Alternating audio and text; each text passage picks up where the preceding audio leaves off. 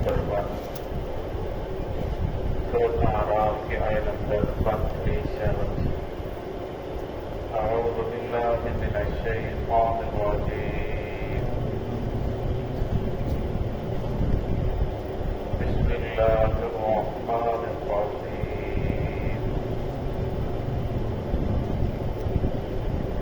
وجاوزنا ببنی إسرائيل البحر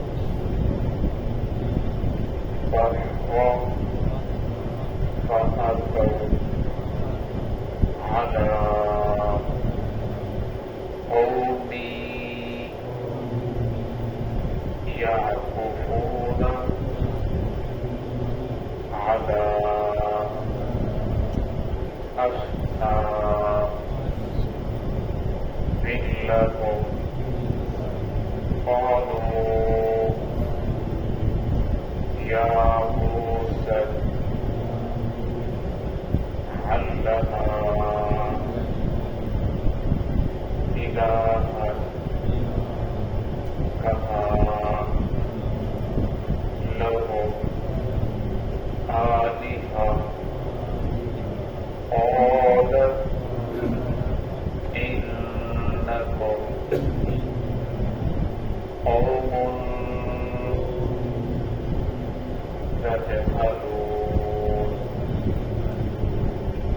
إن هؤلاء متبر ما هم فيه وباطل ما كانوا يعملون، قال أغير الله أبغيكم إلها وهو فصلكم على العالمين۔ بسم الله الرحمن الرحيم۔ وجاوزنا ببني إسرائيل البحر فأتوا على قوم يعكفون على أصنام لهم،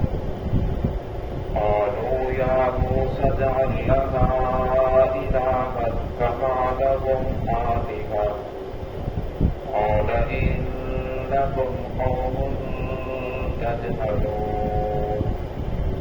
إن هؤلاء متبر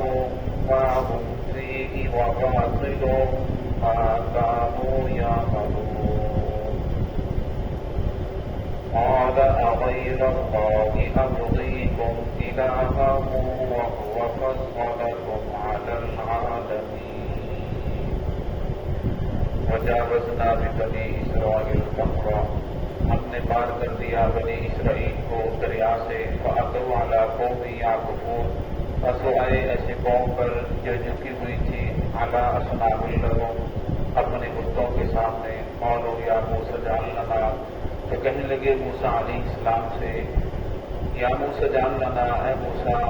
الہًا کما لہم آلہہ، ہمارے لیے بھی ایک ایسا الہ بنا دو، خدا بنا دو جیسے انہوں نے اپنا خدا بنا رکھا ہے۔ قال انکم قوم تجہلون، موسیٰ علیہ السلام نے فرمایا بے شک تم جاہل قوم ہو، ان ہؤلاء متبر، بے شک یہ چیزیں جس کے اندر یہ مبتلا ہیں، ما هم فیہ، یہ ساری کی ساری ہلاک ہونے والی ہیں، وباطل ما كانوا يعملون، اور باطل ہے جو وہ عمل کر رہے ہیں۔ قال غیر اللہ ابغیکم، کیا تم اللہ کے علاوہ کسی اور الہ کو تلاش کرتے ہو؟ وہو فضلکم، اللہ رب العزت وہ ذات ہے جس نے تمہیں فضیلت دی علی العالمین، جہان والوں پر۔ اس آیت کے اندر اللہ رب العزت نے بنی اسرائیل کا تذکرہ فرمایا کہ جب ان کو سمندر سے پار کر دیا اور فرعون کو اور اس کے لاؤ لشکر میں تمام کے تمام کو غرق کر دیا،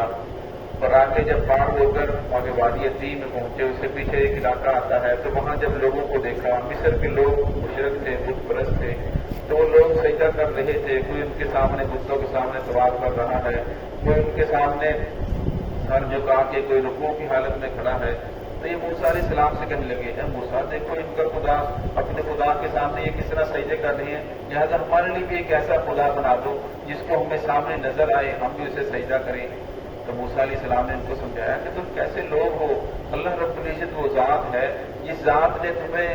اتنی دلدل کے اندر تم پھنسے ہوئے تھے، صدیوں سے تم لوگ غلامی کے اندر تھے، اللہ رب العزت نے تمہیں نجات دی، تمہارے دشمن کو غرق کیا۔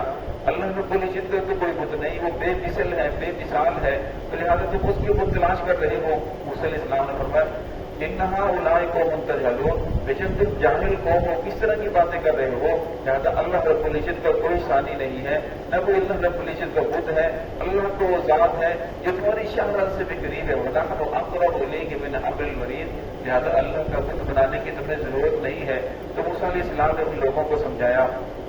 پھر موسیٰ علیہ السلام نے فرمایا کہ تم ایسا کیوں کر رہے ہو، انہا اولئک متبر معهم، یہ جو لوگ بتوں کے سامنے جھک رہے ہیں، اور یہ بت ہے، یہ ساری کی ساری چیزیں ہلاک ہونے والی ہیں، اور باطل و ماقام یعملون، یہ کام یہ فسانہ کا سارا باطل ہے، اس کا جو عامل ہے، لہٰذا ایسا نہ کرو۔ گزشتہ آیات کے اندر آتا ہے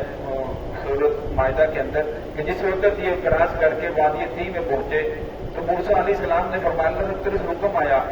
موسیٰ علیہ السلام کو کہ ان کو فرما دیجیے کہ آگے جس شہر کے اندر تمہیں داخل ہونا ہے وہاں قوم عمالقہ ہے، پہلے ان کے ساتھ جنگ کرنی ہے، جنگ کرنے کے بعد پھر آپ نے اس شہر کے اندر داخل ہو جانا ہے، اللہ کی مدد تمہارے ساتھ ہے۔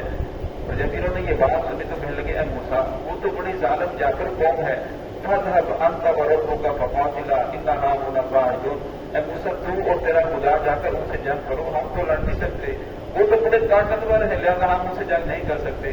تو اللہ رب العزت بڑے غفور و رحیم ہے، اللہ رب العزت نے ان کا کھانا بند نہیں کیا، اللہ رب العزت نے ان کی جو ضروریات زندگی وہ بند نہیں کی،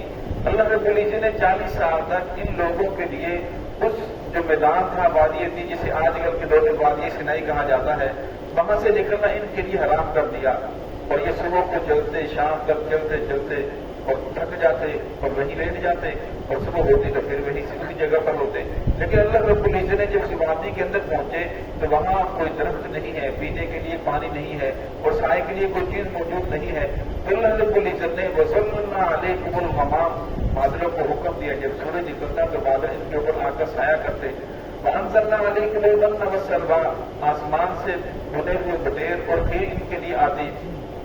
اور اللہ رب العزت نے پانی کے لیے ان کے انتظام فرمایا۔ موسیٰ علیہ السلام نے کو ہاتھ میں جو لاٹھی تھی پتھر کے اوپر مارا تو یہ 12 خاندان، اللہ رب العزت نے 12 پانی کے چشمے جاری کر دیے۔ یہ ساری نعمتیں دیکھنے کے باوجود پھر بھی یہ لوگ بتوں کے سامنے کہنے لگے کہ ہمارے لیے تو بت بنایا جائے جس کو ہم سجدہ کریں۔ تو موسیٰ علیہ السلام نے فرمایا کہ تم کیسے قوم ہو، اللہ رب العزت نے تمہیں کتنے معجزات دکھائے، تمہارے سامنے کتنی چیزیں ظاہر ہوئی، تو فرمایا اللہ رب العزت نے ان لوگوں کے اوپر 9 معجزات نازل فرمائے جس کو دیکھ کر یہ لوگ سمجھ سکتے تھے کہ اللہ رب العزت کی وہ ذات ہے جس کی طرف موسیٰ علیہ السلام ہمیں بلا رہے ہیں، لیکن یہ لوگ پھر بھی سیدھے راستے کے اوپر نہیں آئے۔ تو موسیٰ علیہ السلام نے پھر فرمایا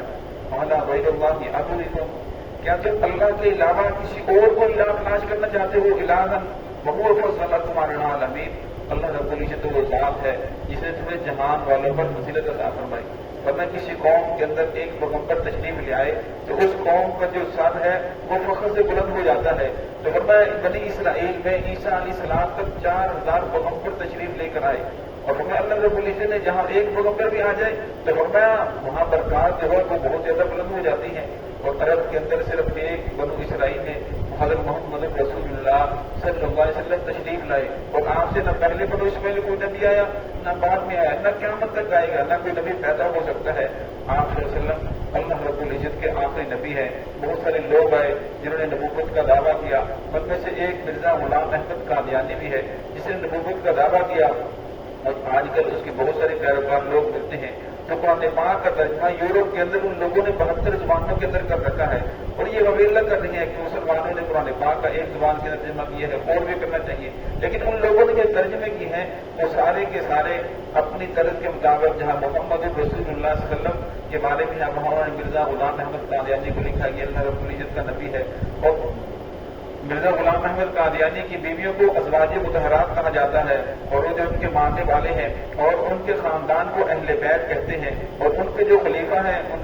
ان کے بعد جو مرزا ناصر وغیرہ ہے تو فرمایا انہیں خلفائے راشدین کہا جاتا ہے۔ تو اس طرح ان لوگوں نے دین کا نقشہ بگاڑ کے رکھ دیا۔ یہ بہت بڑا فتنہ ہے، اس سے بچنا چاہیے، خاص کر نوجوانوں کو اس سے بہت زیادہ بچنا چاہیے۔ نوجوانوں کو بہت زیادہ وہ لوگ اپنی طرف مائل کرنے کی کوشش کرتے ہیں، کاروبار بھی دیتے ہیں، شادی بھی کرتے ہیں، اور ان کو مال و دولت بھی دیتے ہیں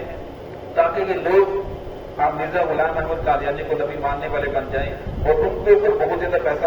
اب ان کے پاس کیسے آ رہا ہے، وہ جو بیرونی طاقتیں ہیں وہ ان کے اوپر خرچ کر رہی ہے کہ کس طرح یہ محمد الرسول اللہ صلی اللہ علیہ وسلم کے ماننے والے ان کے دین کو ان کے اوپر غلط کر دیا جائے۔ اور میں یہ ہر دور میں ہوتا رہا، اور آج کے دور میں بھی جو سب سے بڑا فتنہ ہے یہ قادیانیوں کا فتنہ ہے، جس کو سمجھنے کی بہت زیادہ ضرورت ہے۔